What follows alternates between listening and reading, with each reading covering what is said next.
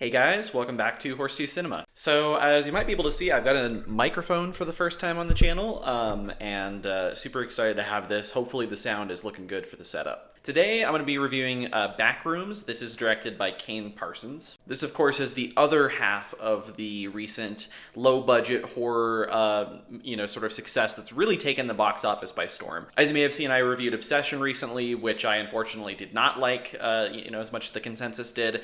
And then the other one is Backrooms. So Obsession, I think, on a budget of about $1 million has made, I think, well over $300 million at this point. And Backrooms on a budget of $10 million has made a similar amount, almost $300 million. So really interesting to see these like smaller budget horror films, independently made in these cases, really kind of take the studio system by storm. I'm really curious to see what it means for the future of movie making, but I'm excited for it. So Backrooms stars Chiwetel Ejiofor and Renate Reinsve, and is a very, very simple premise of a man who is managing a department store. He goes down to the basement of it one day and finds a strange doorway hidden in the wall, and he discovers this sort of weird Twilight Zone kind of gigantic endless office space that he decides to explore further and further, and he kind of discovers the horror therein. So while I didn't like Obsession for reasons that you can get into if you watch the video I made, I'm happy to say that I am not totally out on this new trend of very successful lower budget kind of indie horror movies, because I enjoyed Backrooms. I think this movie does a couple of things really, really well. I think it uses the kind of lo-fi aspects of the production, the fact that this is shot with just kind of a few main actors and one kind of space that they've built with these different office rooms.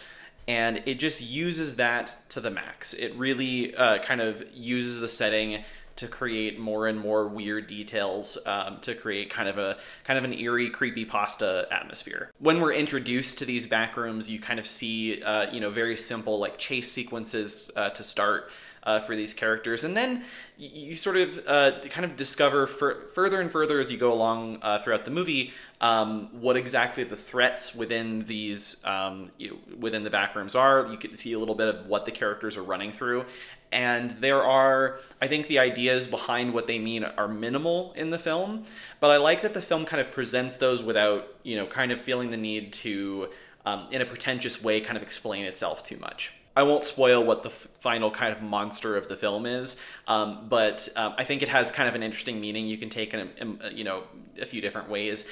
Personally, I thought of it a little bit as kind of a manifestation of sort of the dilapidated office life. I think about movies from 1999, like, kind of American Beauty, Office Space, The Matrix, things like that were trying to get a lot of those ideas about stagnation and, kind of wanting to escape from that. And this is kind of a dark, like, nightmarish version of what it's like to escape that. Another thing I really like about it is that it uses its, filmmaking format, I think, quite well. To give you an idea of what I mean by this, recently I was having a discussion recently with the Denver Film Club that I'm a member of, and the discussion that I was leading was on what I called almost found footage movies. So the discussion was on Prince of Darkness, Lake Mungo, and Ghostwatch, which are movies that I wouldn't necessarily classify as found footage, but that use found footage type elements in some way, be it VHS or sort of distorted footage in general, to sort of in various different ways create a kind of a creepy environment. And when I was at the discussion, I hadn't seen Backrooms yet at that point, but somebody brought up that they thought that Backrooms would fit wonderfully into this discussion in this category. And after seeing the film, I have to agree. I think there's lots of ways in which, especially early on, you see this kind of like fuzzy footage of what's going on in this kind of nightmare space. And the fact that you're watching this kind of fuzzy footage at time, it does like distance you from the material. It makes what you're watching seem kind of alien, which I think is exactly what you want. And the fact that this alien world exists right underneath our feet, right in the department store you might shop for furniture in, and the fact that it just looks like a dilapidated office, I think there's just something very creepy about that, and the film executes it in an interesting way. That said, I liked but didn't love this movie. I think a lot of people have said that, at a certain point the film kind of runs a bit thin for them. I think Kane Parsons, from what I've seen from this film, is a very sturdy director, but I wouldn't say he's doing anything crazy innovative with the camera movements and kind of creating, set pieces that are that are like the most distinct thing in the world. I think when I walked out of the theater, the thing I remembered the most is the production design, some of the tension here and there, but it was a less so like these distinct kind of set pieces. And now I saw the film a couple of weeks ago, and it's definitely like, you know, bits and pieces here and there. Like it's not like, you know, a 5-minute sequence that I'm gonna, you know, take away from and remember lots of moments from. And just in terms of numbers, I do think the runtime of the movie at about an hour and 50 minutes is stretching it a little bit for something like this. I think this could very easily be a 4-star movie for me if this was like 90 minutes.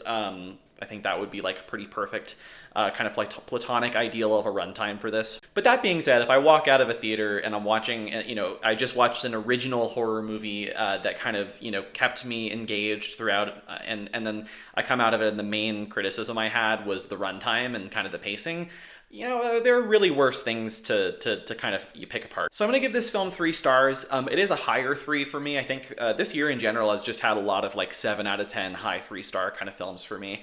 I'm not sure, this is not really one that I could see myself going up on a rewatch necessarily, because again, some of that thinness that I discussed. But it's definitely one I could see myself going back to.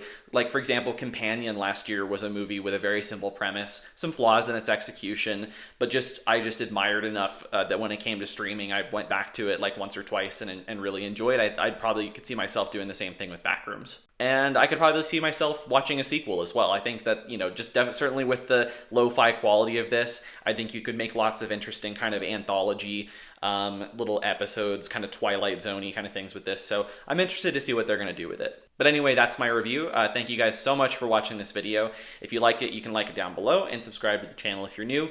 I've got more videos coming out soon, and I will see you guys in the next one. See ya.